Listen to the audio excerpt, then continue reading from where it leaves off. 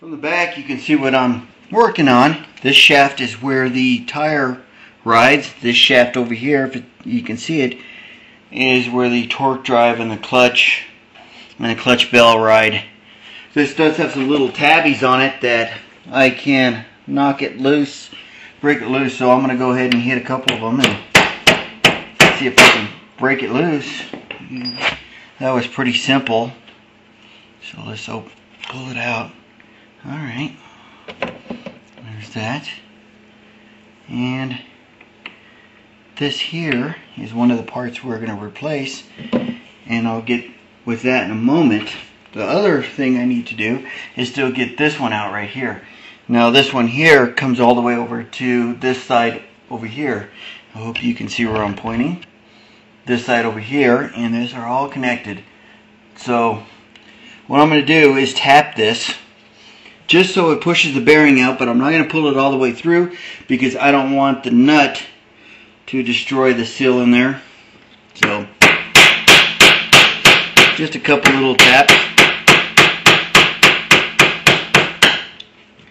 and I'll take the nut off and pull this out. I am going to get the Malossi gear set out, and I'll show you the comparisons of the two and what we need to press on and press off. We just got this pressed on today at the shop. As you can see, the straight cut now is on, and the other one is off, and that's ready to go. So we'll take our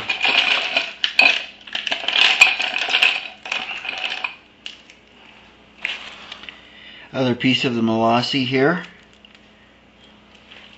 and we will drop the bearing on it tight.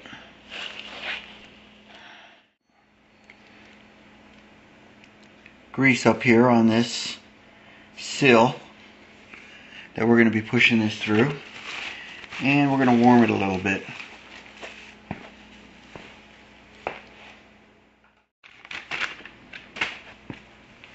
We warmed that a little bit, and we cooled this just a little bit, and we're going to go ahead and just stick it through, and it goes straight in. Now we need to clean this up a little bit here, and the other side. Clean this stuff up a little bit here, and we're going to put it back together.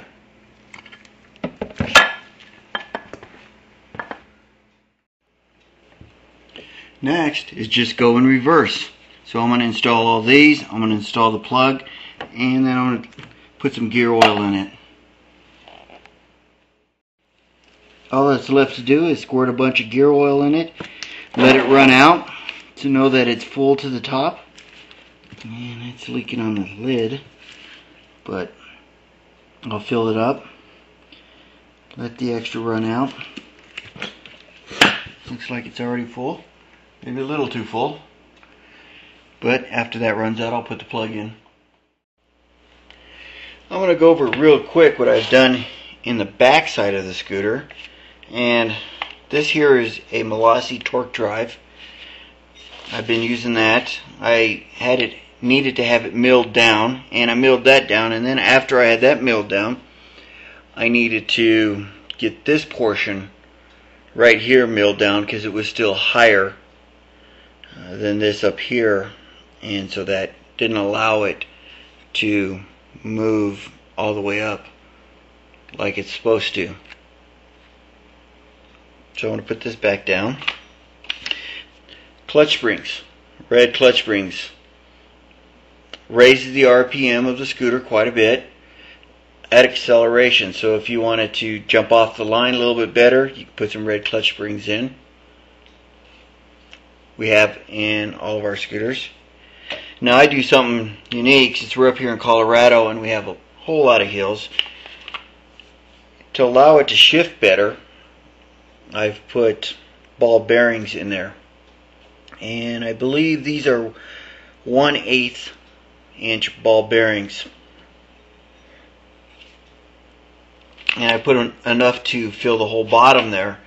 Now what I've done is I've taken the dust cover or I'm not sure what this piece is actually called, but I put it on upside down so it's against those ball bearings. Now the ball bearings allow the torque spring to twist as it needs to. One of the huge things I've noticed about running ball bearings under there with this is that my torque springs last probably 3 times as long. So just doing this pays off with allowing it to shift a little bit better, and this lasts a little bit longer. So I'm going to go. Well, now I've installed the torque drive back in and the clutch and everything you just saw me with in my hand, and I've tightened this up. I've hit this with the impact wrench, and that'll about conclude our transmission and what I like to do to increase the speed with the torque drive, to increase the takeoff with the red clutch springs, the allowing it to shift a little bit better with the ball bearings and that one cap upside down, and the velocity variator, and the couple things I needed to do to get the velocity variator to last longer and not rattle. It's time to close it up and work on another section of the scooter.